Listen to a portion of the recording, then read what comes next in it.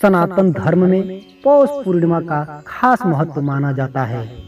जो व्यक्ति इस दिन सच्चे मन से व्रत रखते हुए भगवान विष्णु की पूजा आराधना करता है, उसकी सारी मनोकामनाएं पूर्ण होती हैं। तो आइए सुनते हैं इस चमत्कारी कथा को। एक बार एक नगर में एक गरीब ब्राह्मण को भिक्षा मांगते देखकर भगवान विष्णु जी ने स्वयं ही एक बूढ़े ब्राह्मण के रूप में उस निर्धन ब्राह्मण के पास गए और कहने लगे, हे सखा, श्री सत्यनारायण भगवान मनोवांछित फल देने वाले हैं। तुम उनका व्रत पूजन करो, जिसे करने से मनुष्य सब प्रकार के दुखों से मुक्त हो जाता है।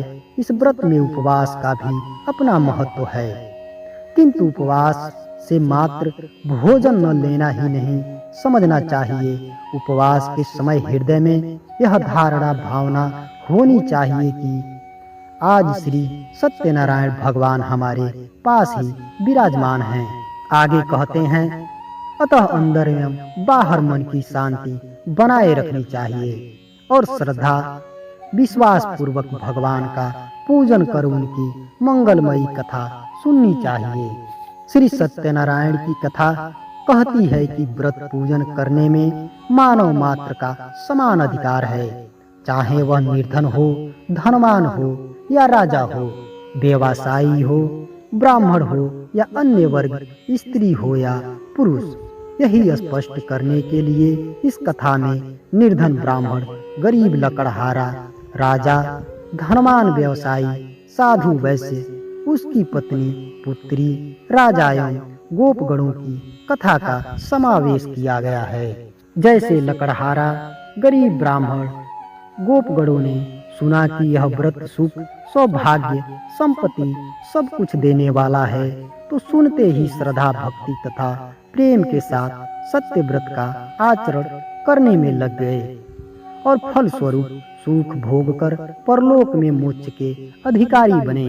एक साधु ने भी यही प्रसंग राजा से सुना, किंतु उसका विश्वास अधूरा था और श्रद्धा में कमी होने के कारण उसने मन में प्रण लिया कि संतान प्राप्ति पर सत्य व्रत पूजन जरूर करूंगा। धीरे धीरे समय बीतने लगा। उसके घर पर एक सुंदर कन्या ने जन्म लिया। पत्नी ने व्रत की याद दिलाई कि आपने प्रण लिया था कि संतान प्राप्त होने पर आप श्री सत्यनारायण की विधि पूर्वक कथा सुनेंगे, लेकिन साधु ने यह कहते हुए बात टाल दी कि कन्या का विवाह के समय करेंगे। समय आने पर कन्या का विवाह भी हो गया, किंतु उस व्यक्ति ने व्रत नहीं किया और एक दिन वह अपने दामाद को लेकर व्यापार के लिए निकल गया।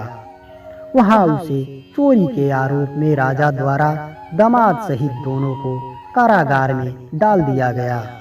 उसके अपने घर में भी घोर संकट आ गई।